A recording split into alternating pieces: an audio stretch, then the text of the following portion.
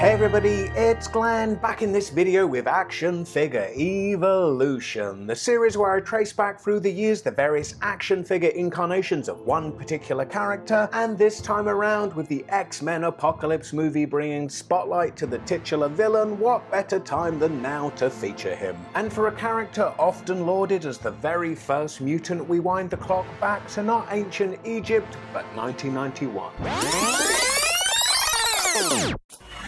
That was the year of the first mutant's first action figure. Not bad going, as for one so ancient he had only made his first full appearance just 5 years prior in 1986's X Factor number 6. The splash he made in that short time is reflected in his inclusion in what was the first series of Toy Biz's X-Men line, a line that capitalized on a relaunch of sorts of the decades-old X-Men comics with X-Men number 1, a comic that sold in the millions and is still recognized to this day by Guinness World Records as the best-selling comic book of all time. Yet while in the pages of that comic book the art of Jim Lee was reimagining the X-Men in a bold new way, the action figures, not so much, requiring we kids back then to summon the power of Professor X and transform in our minds these naive pieces of plastic into their much cooler looking comic book counterparts. In the comics, Apocalypse has complete control over his body at a molecular level, so he can, for instance, alter his form and change size. So this figure's play feature attempts a bit of that with the extending body feature they boasted on the card front. But in practice,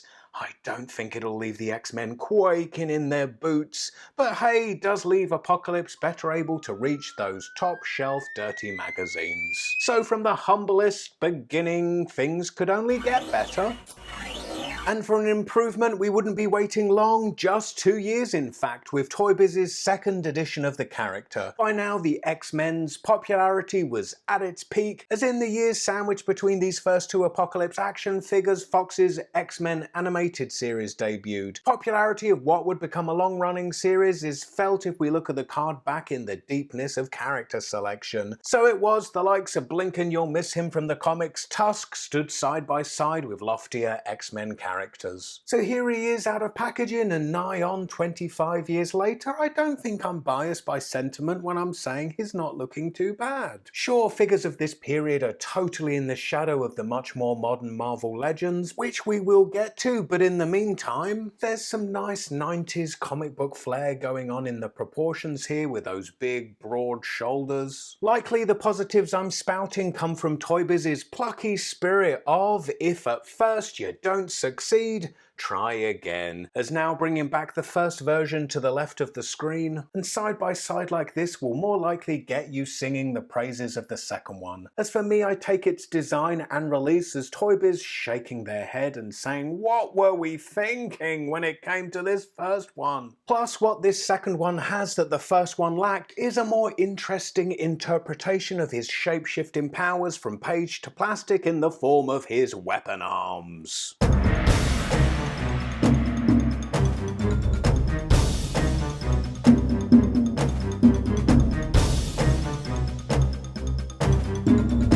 So there, weapon arms, or arms to do a few odd jobs around the house, put up a bookshelf maybe. But I doubt Apocalypse would sully himself with such menial task. That is why, of course, he employs 4 horsemen, war, famine, pestilence, and Olivia Munn.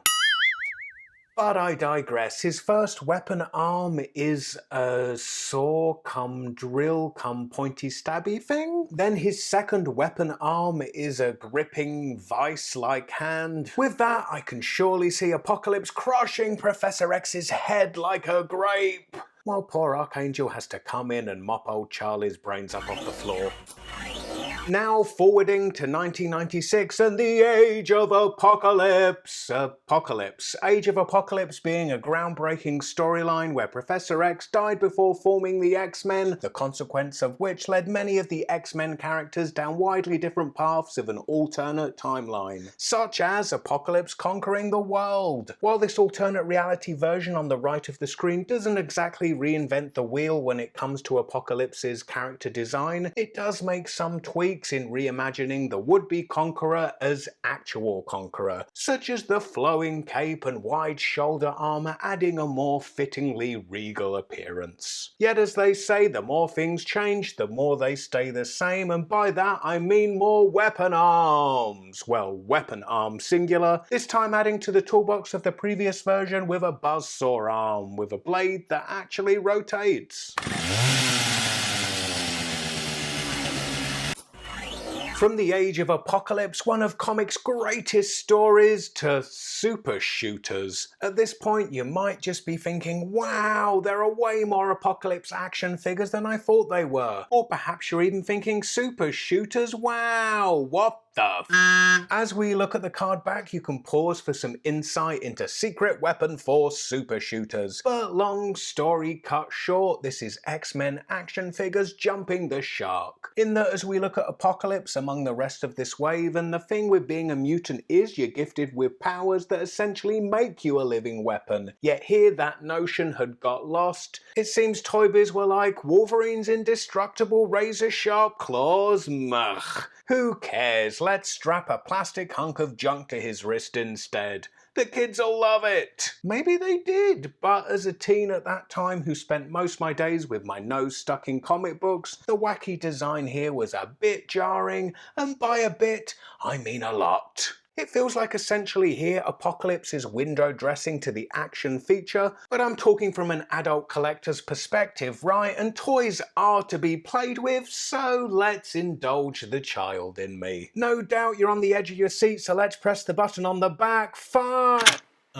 Well, I did always think with all his lofty plans for world conquest, he was compensating for something, that something being his shooting blanks.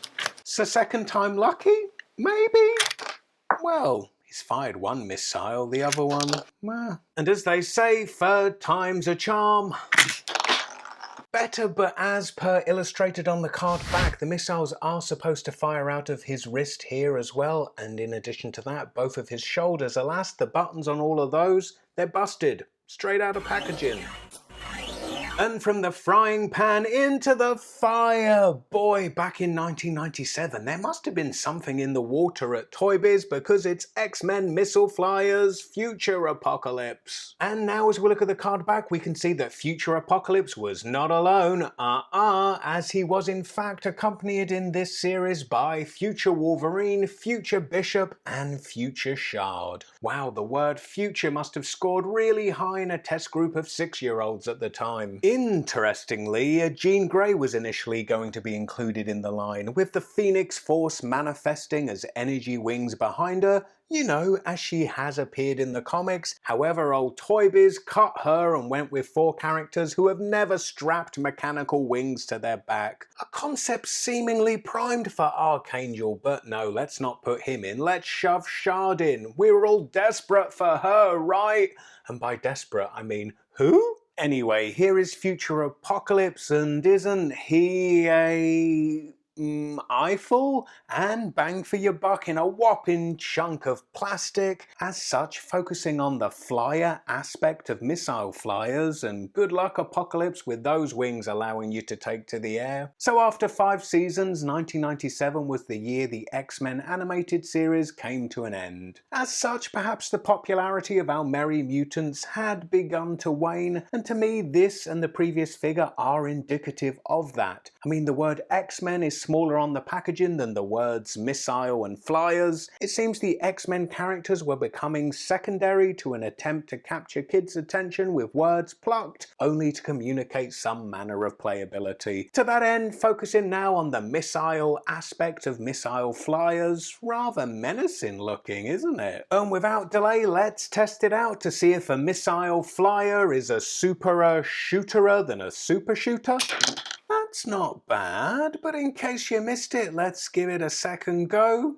Oh, that hit me right in the ballsack! And on that bombshell, I'm gonna go away and lick my wounds, and if only I was that flexible. Forget I just said that, but don't forget to come back for part 2, because where that's concerned, in the words of Apocalypse himself, from the ashes of their world we'll build a better one in the form of Marvel Legends and much more to come. Saying that, I've now got to go shoot and edit all that, but you giving this video a big thumbs up sure would encourage me to do just that. And if you find yourself at a loose end in the meantime, why not click the video on the left for my review of the X-Men Apocalypse movie, or click the video on the right for Deadpool action figure evolution. And I hope to see you all next time.